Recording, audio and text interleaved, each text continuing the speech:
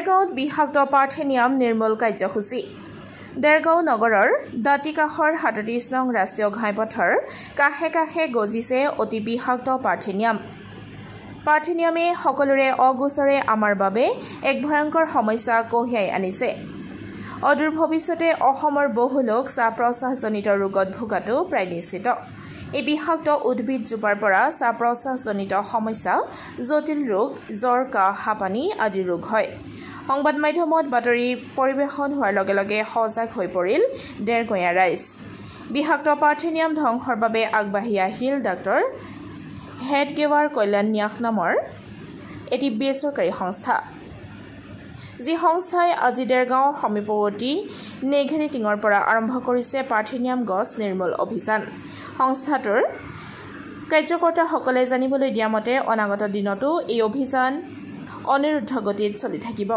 Doctor Hedgewar কল্যাণ ন্যাসৰ ফালৰ পৰা দেৰগঞা ৰাইজ আৰু দল সংগঠনৰ সহায় সহযোগ কামনা কৰিছে।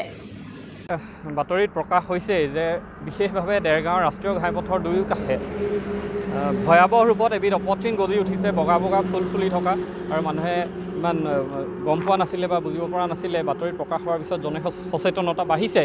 এই পাৰ্থেনিয়াম নামৰ এই ভয়াৱহ অপতৃণবিধ আচলতে ভাৰতৰ থলুৱা প্ৰজাতিৰ নহয়, ই আমেৰিকাৰ পৰা ঘেঁহু বা আন শস্যৰ সৈতে ৬০ৰ দশকত ভাৰতলৈ অনুপ্ৰৱেশ হৈছিলে আৰু ক্ৰমে বিভিন্ন গাঁও নগৰ চহৰলৈ বিয়পি পৰিলে।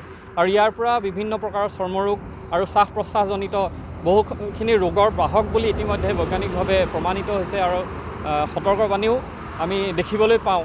গতিকে এই অপতৃণবিধ দেৰগাঁৱত ইমানেই ব্যাপকভাৱে গজি উঠিছে যে আজি আমি সিদ্ধান্ত কৰিলোঁ আমাৰ সেৱা সংস্থা ডাক্তৰ হেডগেৱাৰ কল্যাণ ন্যাসৰ তৰফৰ পৰা আমি প্ৰাৰম্ভিকভাৱে এই নেঘেৰিটিঙৰ পৰা কাকডোঙালৈ যি ব্যাপক ৰূপত পাৰ্থেনিয়াম গজি উঠিছে, আজি আমি এটা চাফাই অভিযান আৰম্ভ কৰিছোঁ।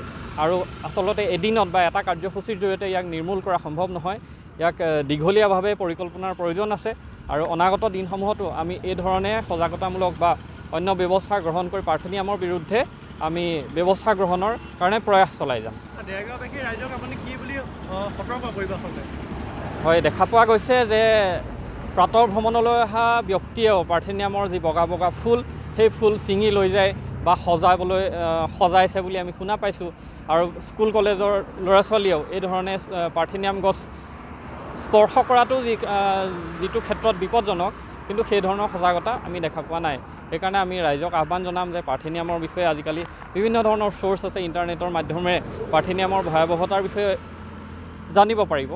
আৰু তাৰ লগতে এই সমস্যাটো মোকাবিলা কৰাৰ ক্ষেত্ৰত যাতে ই ঘাইপথৰ পৰা গৈ গৈ গাঁৱৰ পথ আৰু মানুহৰ বাৰীত প্ৰৱেশ কৰিব নোৱাৰে, তাৰ বাবে সকলোৱে সজাগ হ'ব লাগিব।